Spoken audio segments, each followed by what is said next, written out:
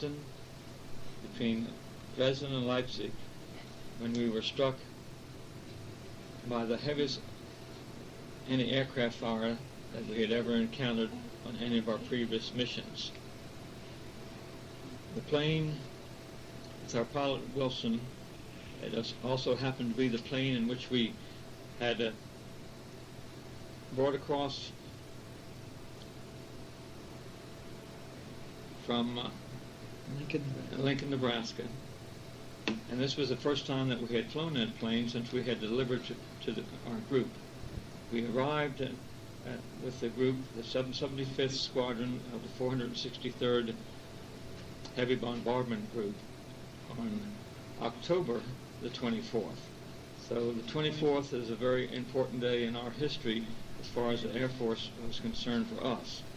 We arrived on October the 24th, 1944, and we were shot down on March the 24th, 1945. We were flying at a height of between 26,000 feet on a clear, beautiful day, not expecting anything, when all of a sudden our squadron was struck by the most accurate anti-aircraft fire that I can remember seeing. How about you, Glen? It was definitely, you couldn't even see a wing plane beside you, that was so thick. My recollection is that the plane went out of formation. We knew we were hit. You could smell the flak bursting around you. You could smell the powder. I know I had managed to get the ball face downward because I had an intuition that something was going to happen that wasn't going to be good. And how did you feel sitting out there in that tail, Glen? You're out there all by yourself, surrounded with glass. You could see a lot more than what I could see. Well, I could see a lot of black in a quick hurry. I never seen clouds come up in my life like that. I couldn't even see Johnny Martin in the plane to the left on the wingtips. He just disappeared, and yet we knew he was there. One minute the plane was there, next minute all you could see was just a flak between you and there, and you could I literally get out and walk on it. I don't doubt that a bit. It was that thick. I know it was certainly, looking down through the ball, it was certainly like a black cloud bursting all around you. And so I got the ball and facing the guns straight down and unloosened the hatch in case I had to get out in a hurry, because my parachute was up in the body of the plane. You can't take a parachute down in the ball. I imagine you had yours back with you, didn't you, Glen? Yes, mine sat beside me right beside the seat. I kept it pretty handy. But you had to crawl from the tail back into the waist where the waist gunners are, and that's the first thing the pilot announced that we were hit, and he was headed for Russia, and where two engines was going out, and that we would have to throw out all our armament and everything we could get rid of. So the first thing I started to do was pull all the ammunition out of the plane. I know about that time they salvoed all the bombs. You could feel the plane lighten as they salvoed the bombs. And he said we were headed for trying to get to the Russian lines. And I threw out first the ammunition. You would see the 50 caliber streamers just go floating through the sky like a ribbon. I wondered, man, what was one of them would wrap around a trout's neck, what a necktie it'd make. Well, I recall that I got up into the waist section, and by that time, the two waist gunners had thrown out all that they could get their hands on, and we started working on the ball. But in the meantime, it seemed to me like the plane had started down at a pretty steep angle, and we couldn't do anything for a few minutes because of the force of gravity on us. Did you have that feeling where you... Yes, but I think it was like that was about the time he was deciding to get out of all that flak, and I think Wilson dove the plane down to some extent to get out, even with knowing he had two engines gone, he was losing altitude, because I know he had a tendency to, other times we were in flak, he liked to dive a little to get out quick and try and protect us. Well, you can't blame him for that, can you? Not a bit. I know by that time he said that I started throwing the gun barrels out, and I know the intercom went dead. There was no more reception at all over the intercom, and we were on our own. So I pulled the barrels and everything else I could get out, and decided I'd come up to the waist and help. By that time we must have been dropping down to somewhere in, I'd say, 18,000 feet or less, because I know I had to come back up with no oxygen on, and I don't remember putting oxygen on when we got up at to take the ball out. Do you? No, we didn't. We didn't have oxygen, so we were down, and I don't remember getting weak either. Of course, I guess in the excitement. I think we probably could stand it, but I understood that according to the navigator, when we caught fire, we were approximately at, either the navigator or the pilot said we were at 11,000 feet. Is that your memory, right? That's my memory, that we were between 10 to 12,000, somewhere in that area. Well, we started working on trying to drop the ball, but our tools somehow had disappeared. I don't know what happened to them, but yeah, I think that was your responsibility in your bag, and you'd had them in it, and somebody in the waist had thrown them out the first thing. For some reason, you usually left your ball or your parachute in that bag, but that morning you had set it out to the side of the fuselage. And, I'm sure glad I did, because otherwise I had to come down with you. I don't know whether we carried two of us or not, but we'd sure give it a try. Well, I remember someone looking up towards the bomb bay and saw that the thing was on fire. Well, before that, I think Holleran, the radio operator, had found us a pair of old Model T pliers, like they used to come in the Model A, Model T Ford cars. I don't know how they ever got in that waste. I don't think we had that to work on to bring it overseas when it was giving us all that trouble. But anyway, that's what we had to get those 16 bolts. It was at 4 or 3 on each corner. Can you remember? I think there were 3 on each sort of a 12 bolts in yeah, it. They were approximately 5/16 or 3/8. Am I right? About 3/8. I know, it looked like. They're pretty. And they were.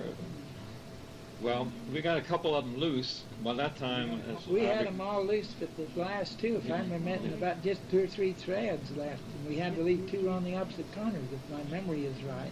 And we were down to that, I think, when the fire hit.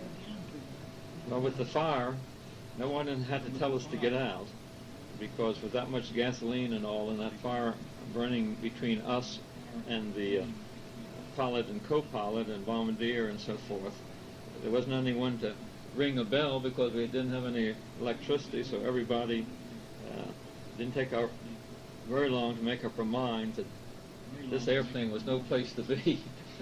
Well, fire makes me move real fast, I know that. I don't know who was, I believe I was the second one. I believe Holleran was probably the first. The first. And I remember I was the third.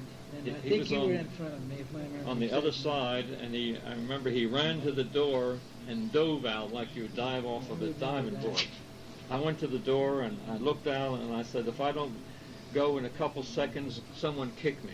But they didn't have to do it, because I let go. Well, I was all ready to, but you were gone. Yeah.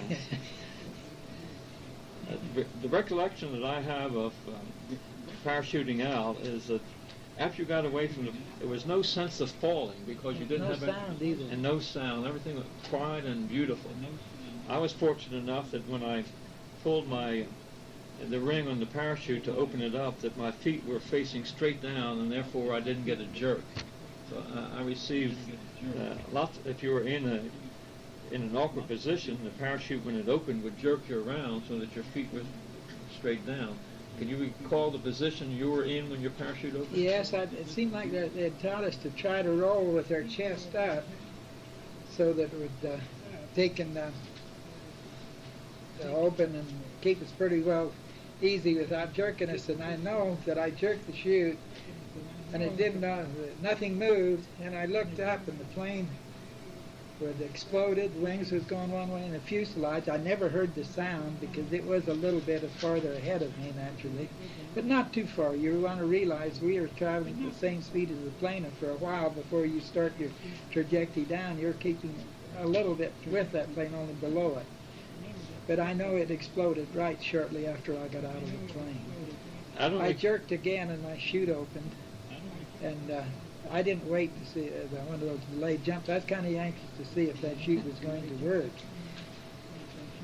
Well, I don't recall hearing the plane explode, because being the second one out, there was quite a bit of distance in a short time between where each man was. I remember coming down, the fact that you had no sense of falling, everything seemed quiet and peaceful, and it was such a beautiful day. But as you got close, instead of you going down, you had the feeling of the ground coming up. Did you have that feeling? Yes, I had that feeling, but I was watching, I had heard of troops shooting you and hanging in chutes, and I was watching, and there was a lot of people coming out of a little village just over a little hill, just a little ways away from me. I remember them coming and starting over the hill towards down where it looked like I was going to land, and also probably some of the others, because they were scattered all over, but you couldn't tell whether they were troops or not. And like you say, the ground was coming up fast, and all of a sudden I looked down, and I seen I was going to land right square on top of a cow that a Czech woman was milking. So I grabbed the strings of my chute to dip a little air out to make it move. They said that was the way to guide them one way or the other, what little training we had. But I know my feet brushed the top of the cow, and she kicked, and the bucket went over, and I landed in a plowed field, which was frozen. Although it was a very warm day, it was quite frozen, and I turned an ankle and busted some bones in it. Well, I was a little more fortunate than you, Glenn. I landed in a plowed field, not far from a group of ladies who were working in the field, and as far as I can recall, for some reason or other, more luck than skill, I landed feet first and ducked down so that I hit, for want of a better word, square. I didn't have much of a jerk. Well, you probably remembered to bend your knees. No, I think it was just luck. But I was too startled from that comment, not wanting to be a cowboy again. My maneuver and the startalization of it stiffened me, I'm sure, made me land a little harder. But I know when I went to get up, I couldn't hardly stand with the pain. By that time, people were coming up. Well, they hadn't quite got up to me there, but I did pull out my card that had all the different Balkan languages on, asking for help in the different languages. And this lady informed me there was an English-speaking woman in this little village over the hill. But this time there had been a few people gathered. A young girl on a bicycle had came up, and she, seeing that I couldn't walk, the lady had asked her if she would load me on the bicycle, and she started wheeling me down towards this little knoll where we'd go over the hill into this village. Before we got down and into the village, there had been 4 of us together when we started into the village. I remember one was the co-pilot, DeFossi, and myself, and I can't remember who the other 2 were. But I know as we were going up, we got into the village, and she was wheeling me up the sidewalk, and people were all around, and I thought, oh boy, this won't be too bad. And all of a sudden, the bike went out from under me. And I looked into the crowd, and there was some officers and soldiers around. They'd come up in the crowd, and the first thing I was standing right beside the co-pilot, DeFossi, and a German soldier that could speak pretty good English saluted and said, Heil Hitler. And poor DeFossi come back with the prettiest Heil Hitler salute. I guess he was startled. I was too, I'm sure. But he said, for you it looks like the war is over. And my first thoughts is what I said to him. I said, for me it looks like the war has just begun. They took us as captives, and it wasn't very long until all 10 of us was together in I guess it was a sort of a barracks or a hallway. It was about my best memory. What can you remember about it? Well, my experience, as I said, I landed in this field, and these were a group of 4 women working in the field. And I got over to them, and like you, I pulled out my escape kit and opened it up, and this woman pointed to the Czech language, so I knew I was in Czechoslovakia. I also had my .45 still in my holster, and I quickly took it out and gave it to one of the women, and she hid it in her clothes. And by that time, the German patrol had come up, and I was experienced the same words that you had experienced when the officer that could speak English said, "Oh, for you, the war is over." And then they searched me a little bit, and they found a clip, a .45 clip of ammunition, which was an extra clip that I happened to have with me, and they wanted to know where my gun was, since I had this clip.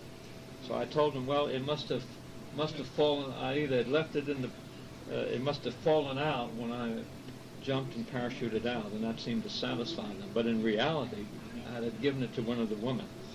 I'm sure glad that he didn't find out, because I don't know what they would have done to me for passing a gun over to one of the women there.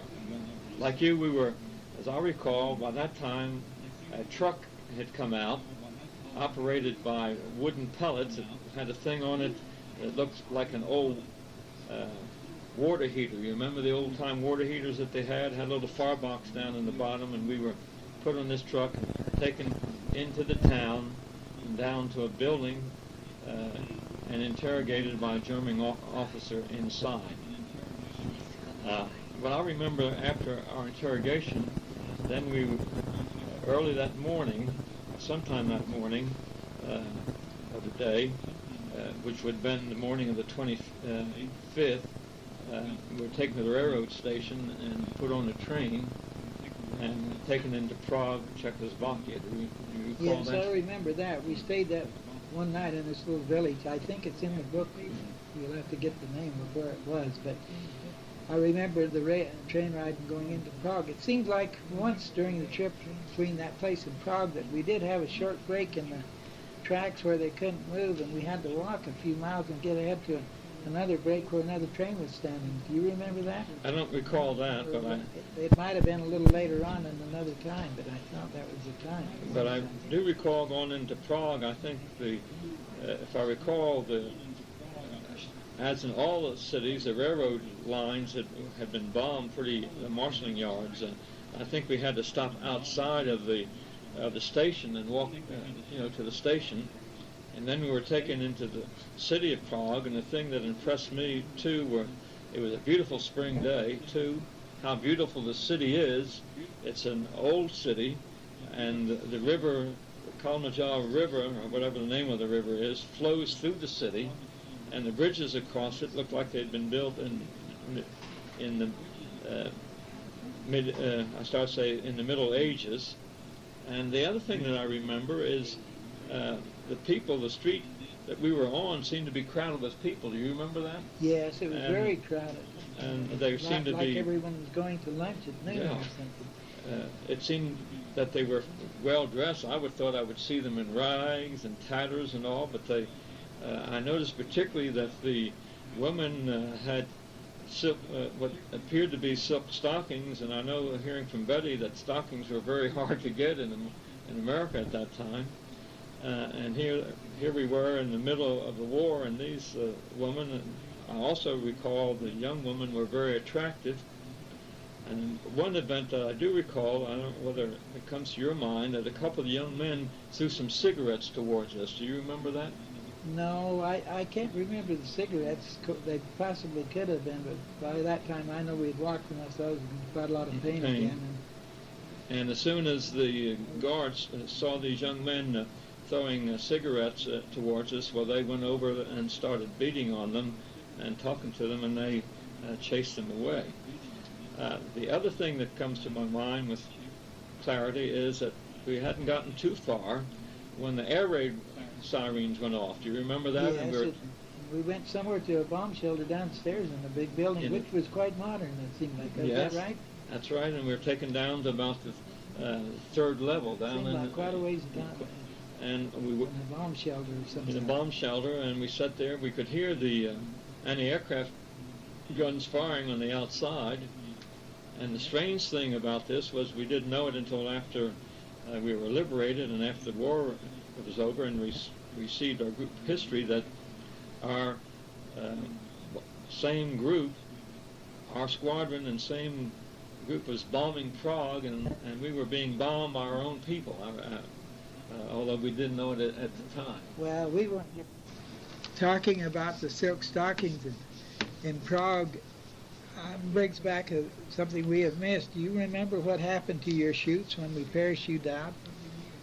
Well, I remember that I was fortunate enough to gather the parachute in pretty fast. It didn't drag me any, and that the woman seemed very anxious to get the silk, and so I assumed that when the German officer came up to take me into captivity, I didn't see the parachute anywhere. I'm sure that they had managed to gather it in and to either hide it under their clothes, because it looked like they had a lot of skirts on. They were country women, and they apparently managed to hide it so that the Germans did not get it.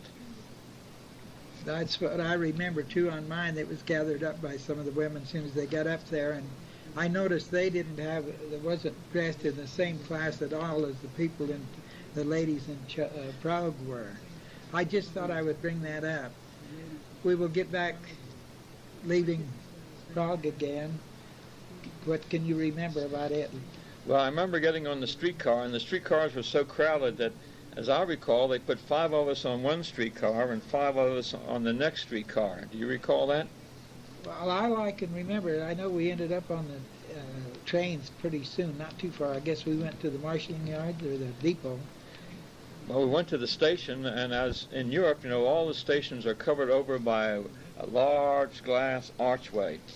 And as we went into the station, I looked up, and every pane of glass had been blown out of this archway, showing that this station also had at one time had apparently been bombed or felt the effects of bombing, for all the glass in these tremendous, beautiful archways that cover the railroad tracks and the passenger stations were all blown out. There wasn't a pane of glass in. Do you recall looking up and seeing this beautiful framework with no glass in it? Or? Yes, they were beautiful architect buildings, but yet the glass, and there was quite a bit of damage at times where the bombs that did damage, I remember seeing. Well, there was a train waiting there, and the thing that also comes to mind is that we were fortunate in that we didn't ride in the cattle cars, as it were, but they managed to put us in third class, so at least we had seats to sit on. Do you recall that? Yes, I recall, but yet it was I can't remember how long approximately it took us from Prague before we got to Weimar. Was it all in one day or? No, it wasn't all in one day. The thing that a couple of them, I think.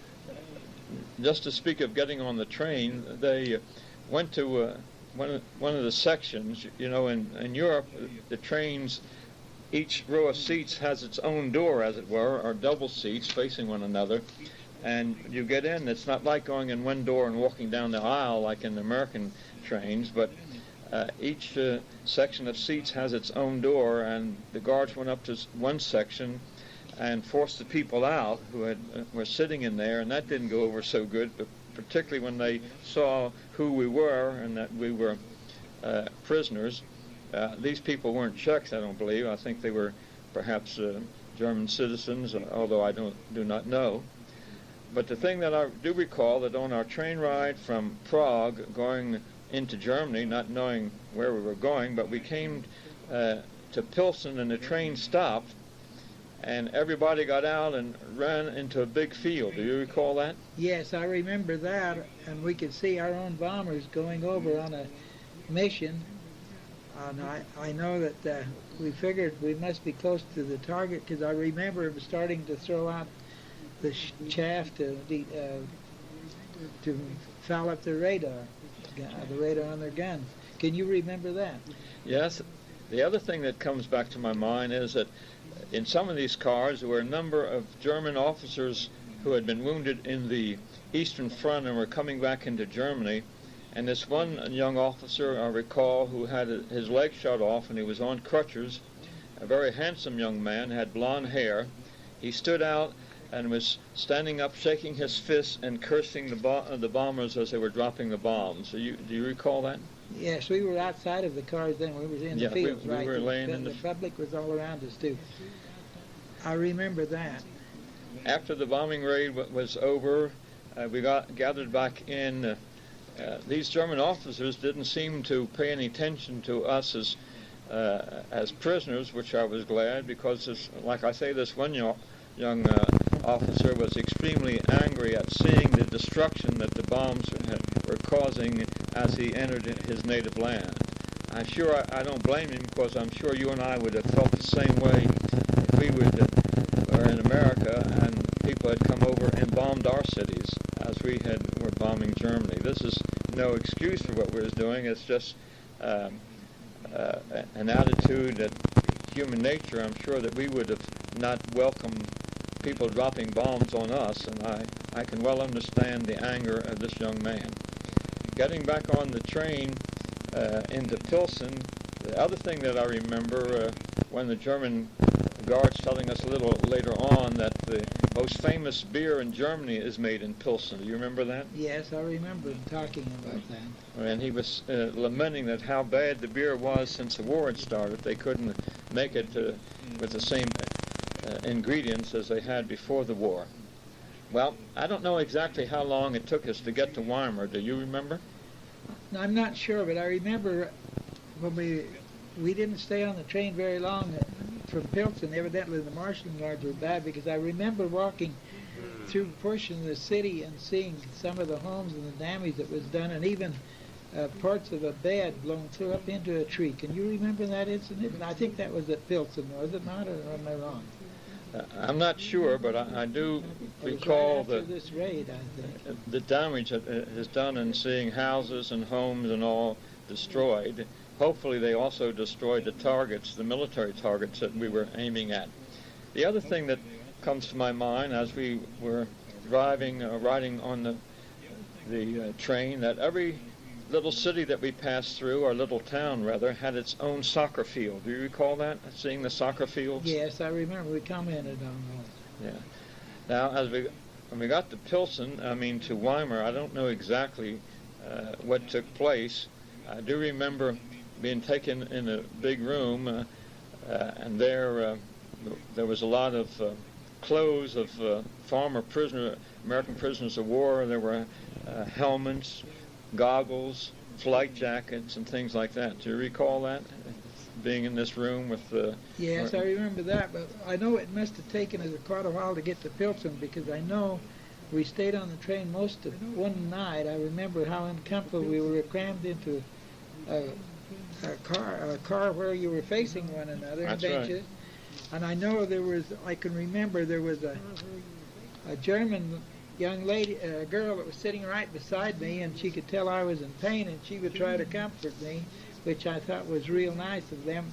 It seemed like every one of those people had a little bag and was going somewhere, and they didn't know where they were going. They were just getting out. They evidently knew the troops were coming from somewhere, and it seemed like everybody was trying to catch a train and leave and going somewhere on the railroad. Is that your opinion? Yeah, the thing that I can recall now is that we were on a train going westward. There were other trains passing us going eastward, and all of them were jammed with people, so it didn't make any... People they didn't know where they were going, they just wanted to get out from where they were. That's the exact feeling I felt of what the opinion was going on. Well, what can you remember about your experience at Weimar, where we were interrogated? Well, I don't remember what time and how long it took us to get there, but I remember they said that the troops had come into Frankfurt, and there was a big push, and they had moved the interrogation headquarters down to Weimar, and we were held there. And I know they put a lot of us some of them into solitary to try to interrogate us. I was not one of the lucky ones that wasn't in the solitary. Were you? Yeah, I was in solitaire. And one of the things that I recall about the room that I was in, it had a wooden bed in it, more like a bench. It didn't have any mattress on it. But I can recall looking at the walls and seeing where someone had kept track of the time they were in there by drawing a line for each day and then crossing it over for each fifth day. And as I counted that, someone had been in that room 57 days. And I thought, well, I sure hope I'm not here for 57 days. But I was taken, what I can recall about my interrogation, I was taken into a room where a young German officer who spoke impeccable English, I said that word wrong, he wouldn't have said it wrong, but his English was beautiful, and after a few words, he told me that he'd been to America, he'd been to Detroit, and then he began to question me about where we were from and what squadron we were in, what bomb group we were in, and I, as I recall, didn't give him any information. He seemed to know more about what was going on than what I did. And the thing that I remember him saying, why are you Americans fighting the Germans? We have nothing against you. What you ought to do is to join us and beat the hell out of the Russians, because in a few years you're going to have to fight them. And his prophecy has almost become true, because right after the war, as you recall, this companionship between, our friendship between America and Russia turned to the days of the Iron Curtain, and the Russians' feelings against America did a 180-degree turn. And even down today, although our relations with Russia seem to be improving, there's still this fear between America and the Russians. And this young German, of course, I'm sure he was just saying, there was some truth to what he was saying, because they feared the Russians greatly. He seemed to realize that the war was going against Germany, and he felt that now was the time for America to join with the Germans to take care of the Russians once and for all. Did you have any thing like that in your interrogation? Well, they didn't interrogate me too much. They called me in and asked a bunch of questions, and I told them I have my name, the rank, and serial number, and where were you from? I said, that is immaterial to you where I'm from. I'm from the United States. And I know I didn't have to stay very long in the interrogation. I didn't give them no information. They said, well, we don't need it. And they told us of one of our former COs that had been shot down as a prisoner of war, and I can't remember right now offhand what his name was, but he had been, and they knew more about our missions than we did, more than I knew, and he told me, so I didn't have anything to tell him anyway, but I didn't try to. Did you have that is that your opinion of it? Well, one more thing comes to my mind as we're talking about this now and trying to recall, was that this he had our flight plan. So apparently Warren Yes. Wilson had been in there before I, and had not had the opportunity to destroy his flight plan, so he knew where we were from and where we were going and what position that we were flying in, which was... and I think he knew the company CO too, if I remember right, but I didn't know where he got the information, and I still don't... I think one reason why they may have interrogated me, because it was unusual, first of all, for planes from the 15th Air Force to be flying that far, and I believe he thought that I was one of the new operators of the new radar bombing system which was coming into effect. And when he found out that I was a gunner, well, then his interest in me ceased. I know, if my memory serves me right, they had DeFosse in for something like 4 days into solitary while we were there. You remember being in the Weimar 4 to 5 days? Yes. That's what I remember, and I remember DeFosse being in, and I think it was from the idea that him being so scared at the time we were captured. I believe that it did make it where he had to stay in a little longer. I don't think he gave him any information, but I'm sure they made it real rough on him, because I remember he was in 4 or 5 days into solitary. And well, being in solitaire is no fun, because like I say, I was in solitaire, and I think the thing that they were trying to find out is who was the radar operator that was operating this new equipment and trying to get... You could be very well right. I couldn't see where we had any information we could have given much that they didn't know. They were pretty sharp, and they had a lot of information. Well, what do you remember about leaving Weimar? Do you remember when they were turned us loose and we started our journey to Nuremberg, the prison? Yes, I remember. It seemed like we left on charcoal burning truck pulling what I would call a Hoover wagon hay wagon, like we used to make during the Depression days. It was made out of the chassis of an old car with a hay rack on it, and it was pulled behind this truck. And it was my first time I was ever around a charcoal burning truck, and it was like you said, the one that brought you in from when you landed with your chute. It was a project like either an old water heater, it might have been a distillery for making whiskey, I don't know what, but they would make petrol out of charcoal. And I remember that when they was going downhill, I think you were on too, was on the truck, but the ones that was on the hay wagon, one of them old Hoover wagon hay wagons would just water all over the road. They'd dart this way and that, and there was such a narrow road that the hay rack would almost hit the fence post when they was going downhill. But when we come to a slight grade, all of a sudden we wouldn't have enough power, and they'd have to stop halfway up the grade. And I think they even chopped the wheels while they waited and made more petrol to make us over the hill. Now, that is in my memory, very vivid. Am I right? Yes, I recall that, and it seemed like the streets of Weimar were hilly. Weimar is a very old city.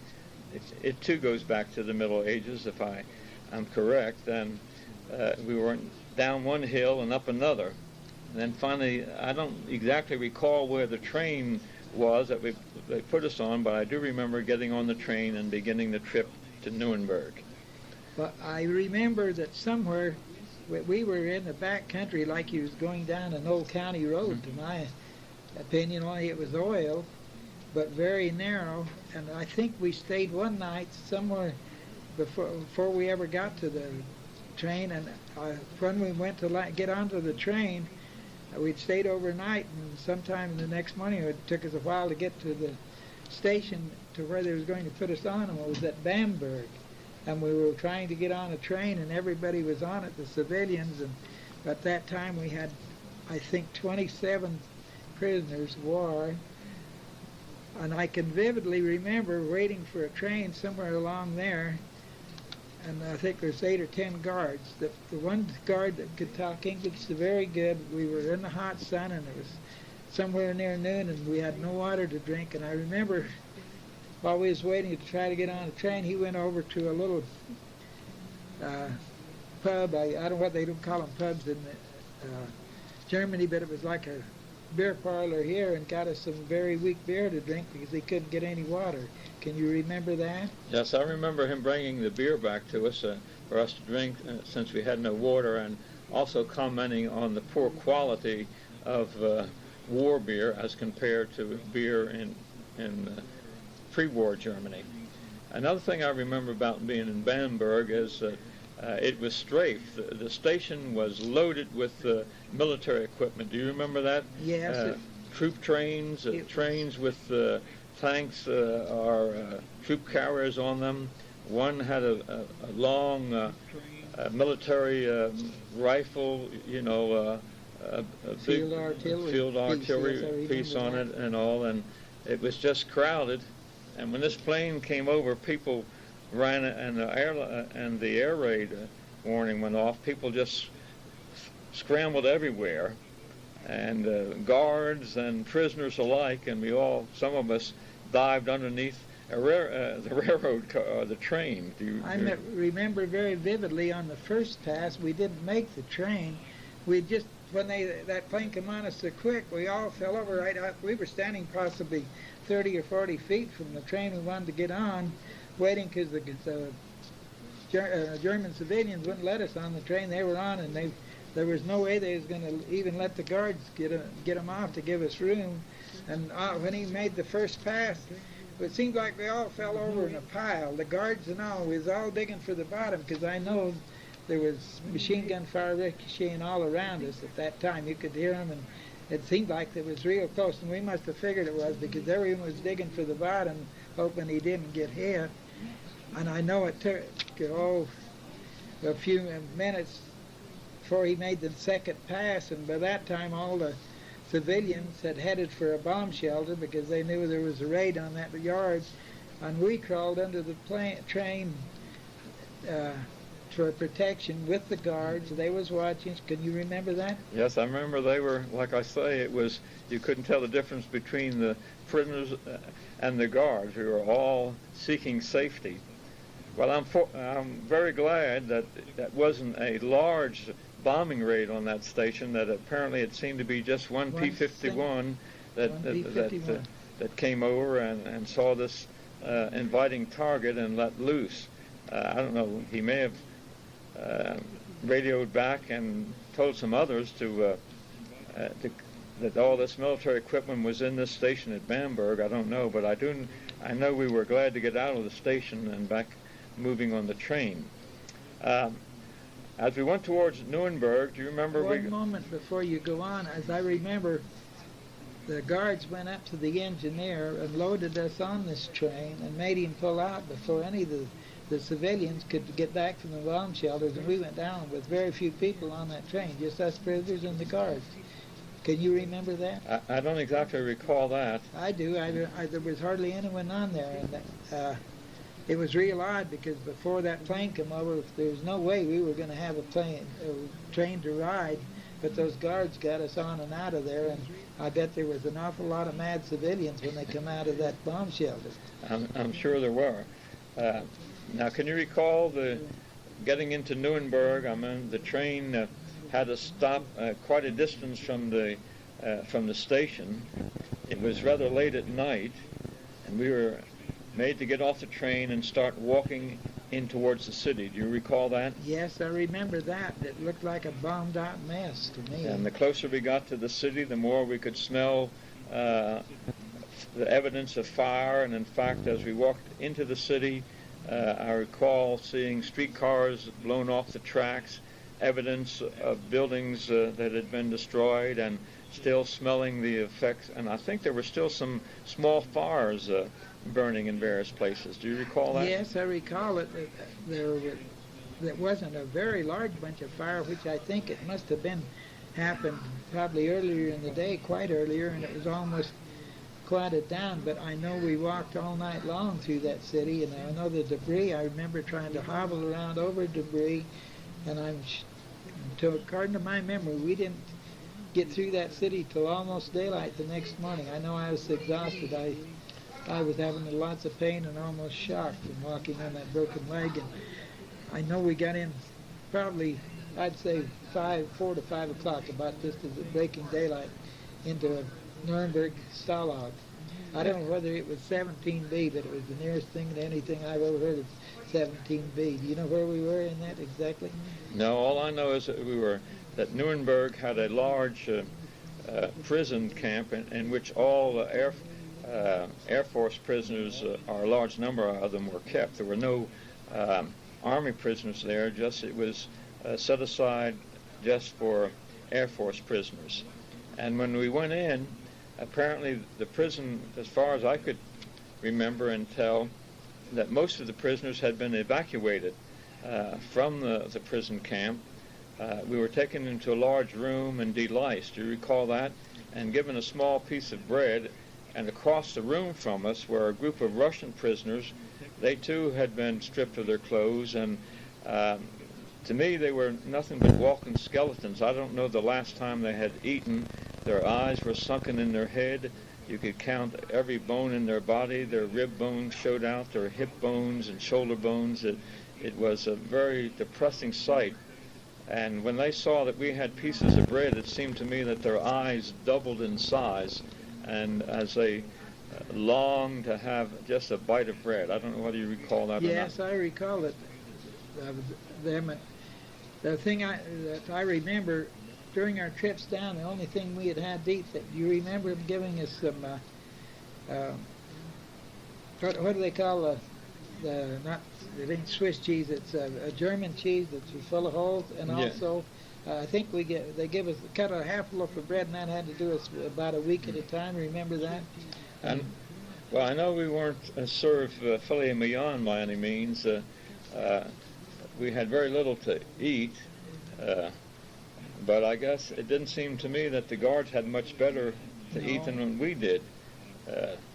I do remember that we were told that bread was half of it was made out of a fiber, sawdust, wood fiber, and a little bit of grain, very little, mostly wood fiber. It was quite hard to get used to, but when you got hungry enough, you could eat it. But you had to ration it so you couldn't eat it very much at a time, because you knew we'd been told. If I remember right, we wouldn't get very much, about half a loaf every 5, 6 days. But I remember we had to get about a slice a day to eat us that. Is that the way you remember? Yes.